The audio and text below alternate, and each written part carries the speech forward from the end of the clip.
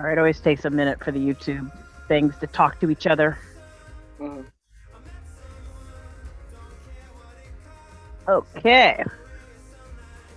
You, my friend, are live and recording. Awesome. We're gonna wait for some attendees to come.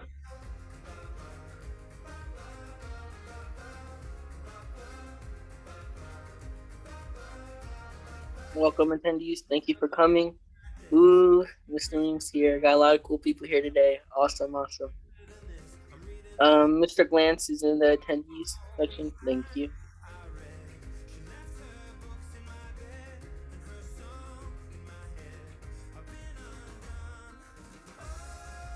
Your profile picture and then what you turn on and look like are a little different. they're a little different. I like to remind people I clean up well. I'm going to say this is the cleaned up model. I think you look great right now. Look cozy. All right, and here is Mr. Trabing. Popping in here in a second. Here's Alex. Okay.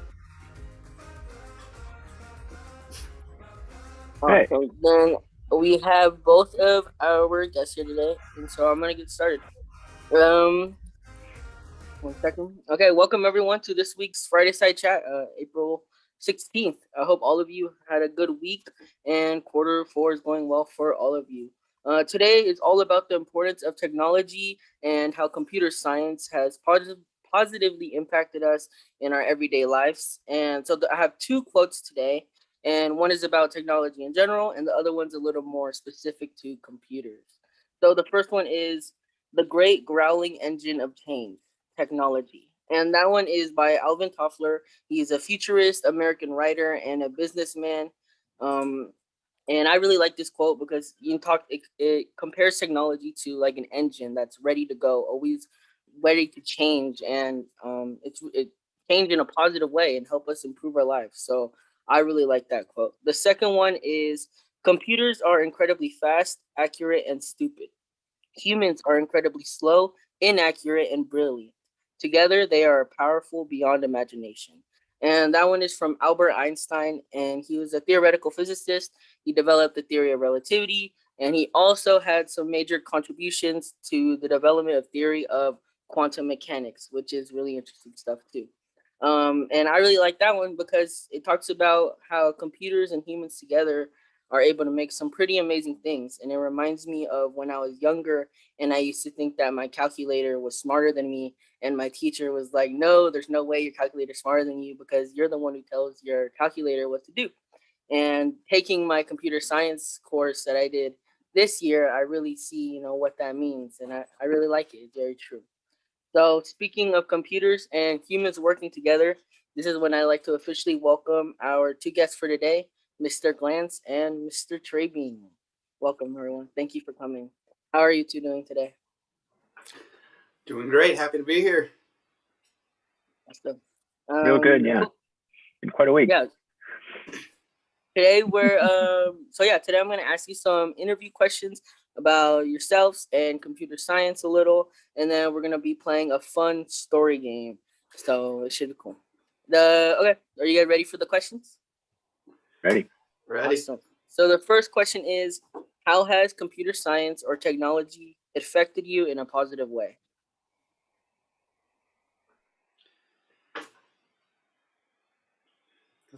A big one. I can start off, and I'll maybe focus it on just the computer science education realm because that definitely changed my career path in a very interesting way. Having originally started studying biology and being interested in doing the conservation type thing, working as a botanist, getting into teaching science because that's what my background was in and I was really passionate about. But seeing the opportunities and the real benefits of educating not only the younger students in your generation, but everybody about computer science and technology, and having some understanding of those underlying principles is going to be important to making important decisions for shaping our future. So for me, it was really, it's a huge shift. 4 years ago when Miss Gretchen was my BITSA mentor, I had no idea that I would be teaching computer science all the time this time, around. So yeah, it's been a big impact on me. Yeah. The other day I was going through YouTube as per usual, and I saw this like commercial from the early 2000s where it was just like an AOL commercial or something. It was just like, install 20 minutes of AOL now and you can, search for dinosaurs. And it just reminded me how it was like, this just novelty, at least personal computers, just like this novelty, and like there's a little cool tool that you can use for some stuff. But then this week especially, and I guess the last year has really made it clear that we're really in it now. We're really just completely plugged in. It's no longer like this fun little novelty. It's like everything. So just being able to integrate myself into that and really just figure out ways of organizing it and everything have just been opened up a career for me. So that's how it's affected me positively. That's awesome. Thank you. Thank you for answering. Okay, so the next question is, why did you decide to go into the computer science field?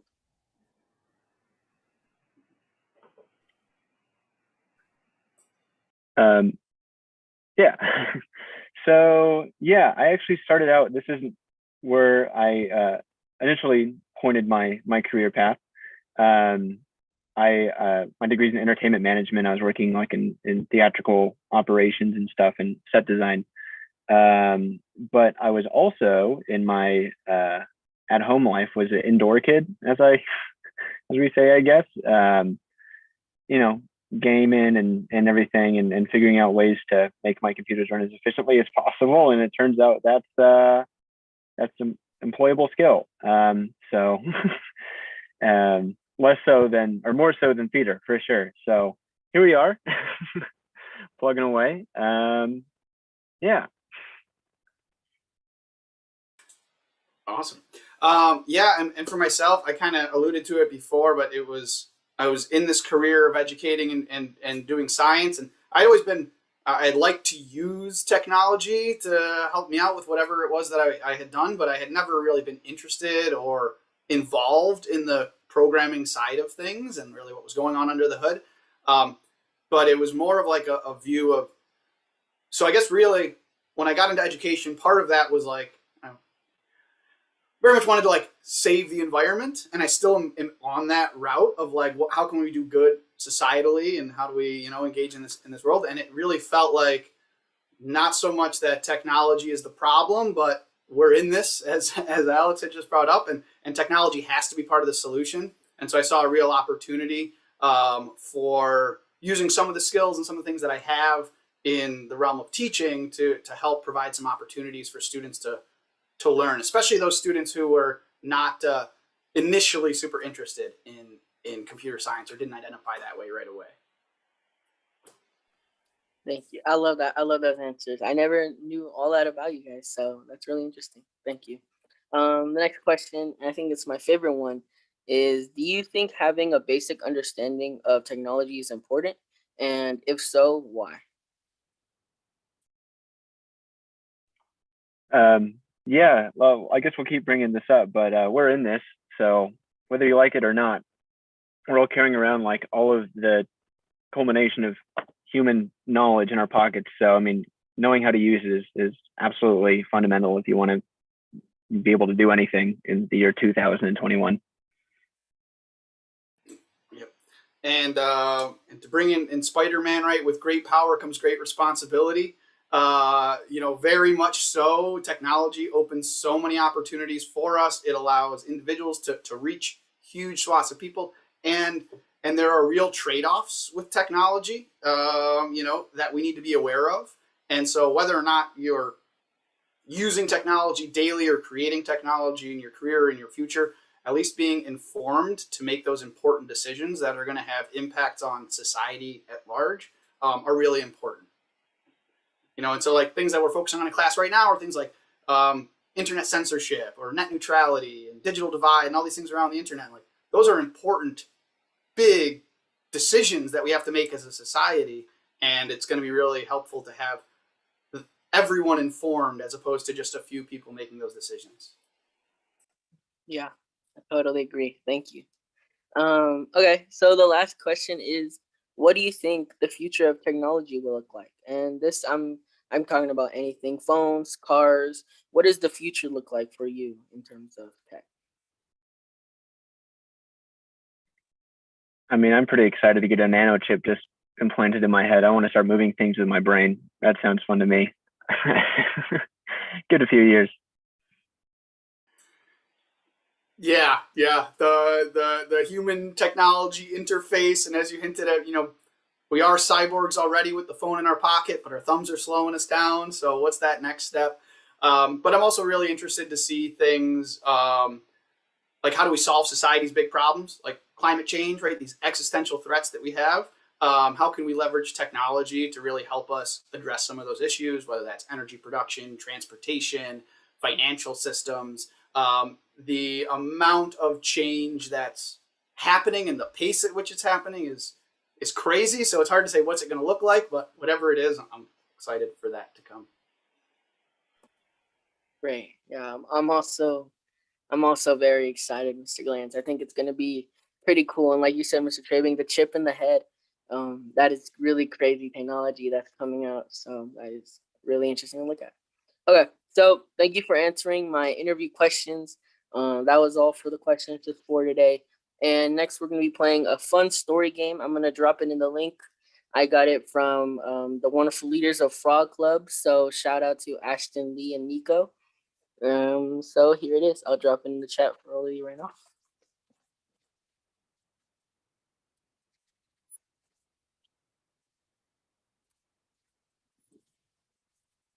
Okay.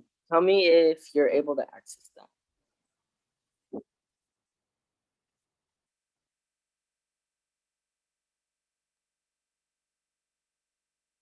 And in this game, we're going to be doing a 10-line story, and each of us gets to write 2 lines. Ms. Connors, feel free to join us. Oh, awesome. Cool. You did. Thank you. And so we're each going to be writing. Actually, I'll change it to 1 line since there are 4 of us. And I'll do 12 lines per story. So we each get to write 3 lines. And basically, we're just going to be taking turns writing on this one story and see how it comes out. So I'll start the game. Also, I will screen share.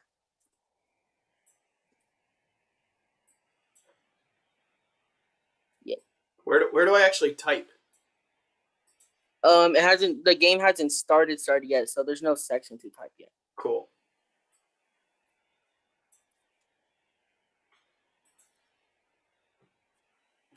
Okay.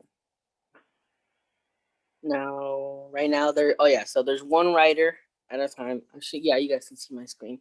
Right now, Miss Connors is writing. She'll write her line, and then we'll take turns and try to come up with a funky story.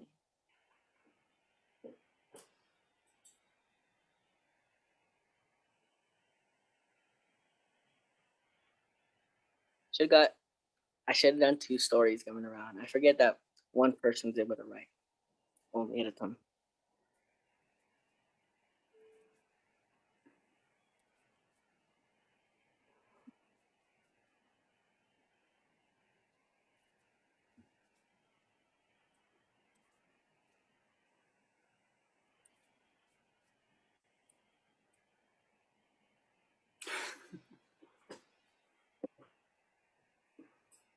Ding.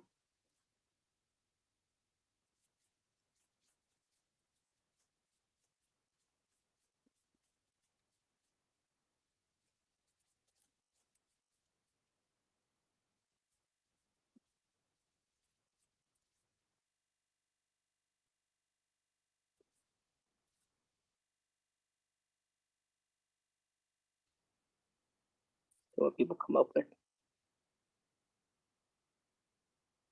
I remember last for Frog Club, I got a really good laugh out of these.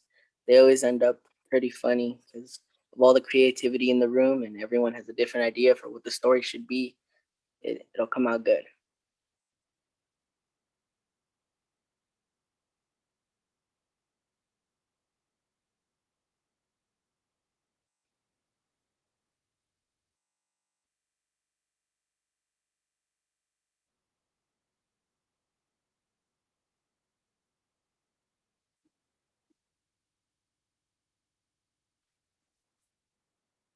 33%.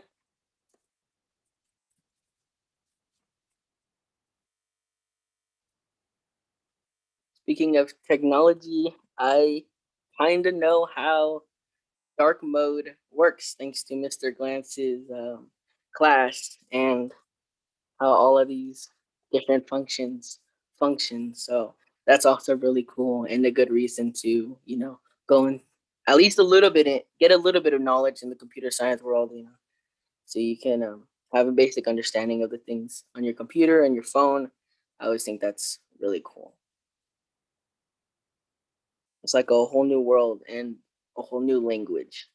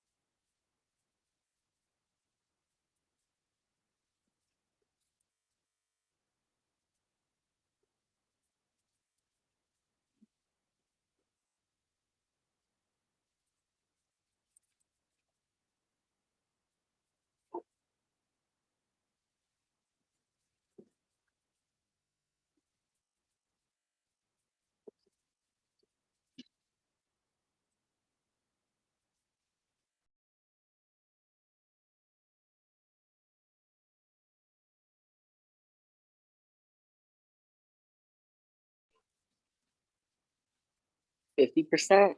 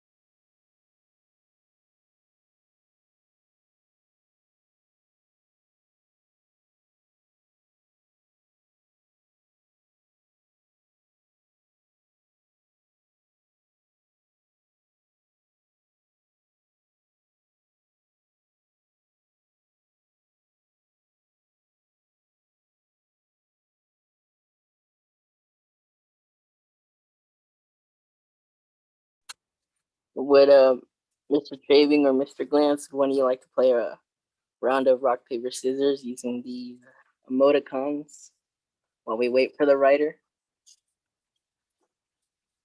I think. I'm in. All right, let's do it. Let's go. Let's put in the rock, the paper, and the scissors, and then we'll put in the one we want. Okay, perfect. All right. Rock, paper, scissors. Oh. I lost. Wasn't even funny. Mr. Glance, you want to go? Yeah, man. All right. Rock, paper, scissors. Oh. Ooh, I won that round. All right. Changed up his strategy. I thought you might be going.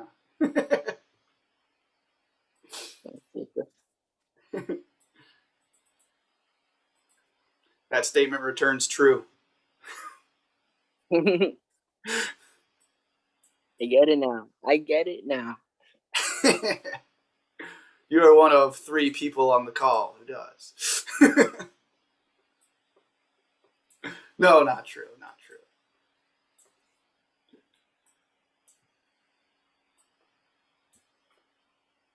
I recently got my oh, okay, in a second. My turn to write. We're at bananas now.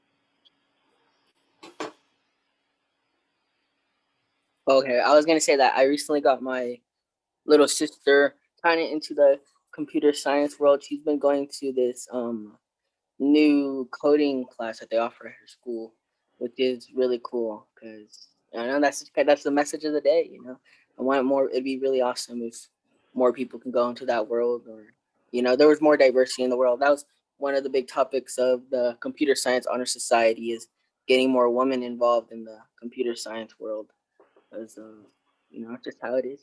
So.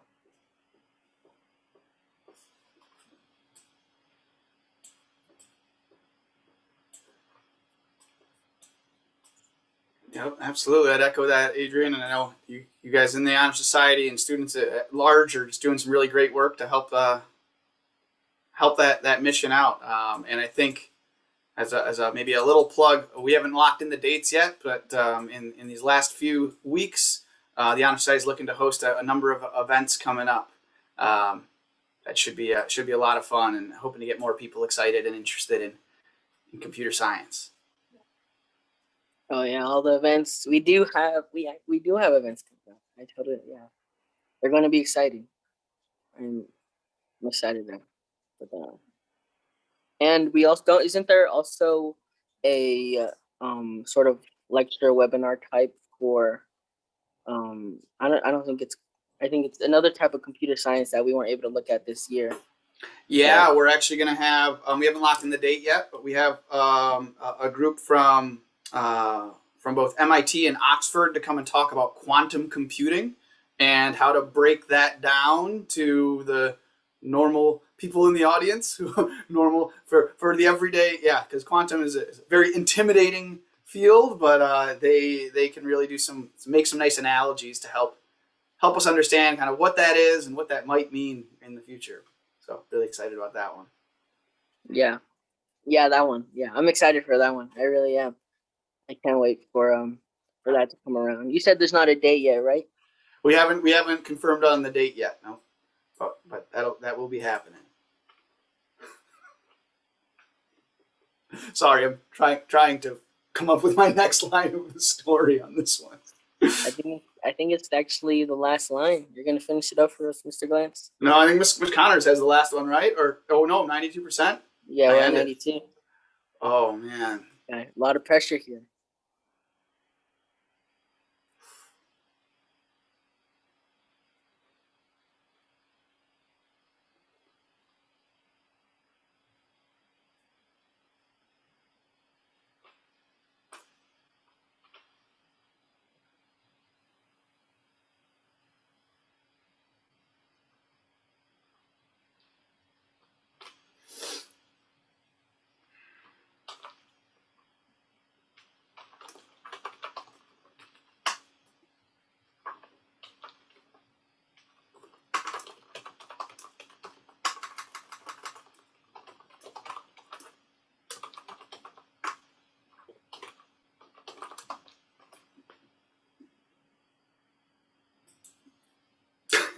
Ooh. All right, our story is ready to be read. Does someone from the audience want to read it for us? Or I can read it too. I don't know. So, the story is the first week of hybrid learning went interesting. My leg got stuck in a hole while walking to school today. But at least the internet started working, and I was able to stream a video of a monkey playing Pong with its brain. Then I wondered if monkeys are secretly running my brain, and I am just a joystick. Maybe there are multiple monkeys that are fighting over where to go and what to say. Those could be my thoughts. One of the monkeys took control. That's when things got weird. Bananas came raining down from the sky. Bananas were all over the ground, and so everyone made banana bread. Banana bread is what everyone ate all day. Of course, we couldn't forget the peanut butter. Nothing goes better with banana bread than peanut butter. The peanut butter was flowing until one day when the monkey mafia struck, and now the humans sleep with the fishes. I love it. Best story ever. We went from this is learning to monkeys to banana bread and to a nice quote from Mr. G. The Monkey Mafia. Yep. Monkey Mafia. Well, Yeah. That was good. Thank you for participating in that one, everyone. That one, I love it. Yeah, that was awesome. Our audience loved it. Broughton loved it. Reem gave us an 11 out of 10. We did good. We won. Oh, thank you, Reem. 11 out of 10. I love it. 12 Awesome. out of 10 from Broughton. 12 out of 10. Amazing Cohen stuff. King. Can we get Cohen 13? King is here. Can we get He gave us 13? an amazing story. We should publish it. It's that good. So good. All right. Oh, we got somebody who's raising their hand. Miss Hagera, you can talk. Oh, I actually didn't mean to raise. I was just trying to write banana out of 10. That's it. Oh, I did see banana out of 10. Thank you. All the support, everyone. Makes me feel good about my story writing skills. That was. Or continue. What were you gonna say, Mr. Glenn? I don't even know. It was bananas in the brain. The monkey tried taking over. I had nothing to say. Monkeys at work again. I was just gonna say that just thank you again for participating, and that was our game. I can't pronounce the game name, Raconteur. I have no idea, but we played it and it was fun. So thank you for coming, and thank you for participating. I hope all of you have a good weekend and a good rest of your Friday, and don't forget about that self-care I always mention. So yeah, catch you later, everyone. Thank you. Thank you, Adrian. And thanks, everybody. Take care. Have a good weekend, everybody. Happy Friday. You can play. Awesome sauce, my friend. Good show. That's fun. That's cool. We got to do that. It's a fun game, right? Yeah. How many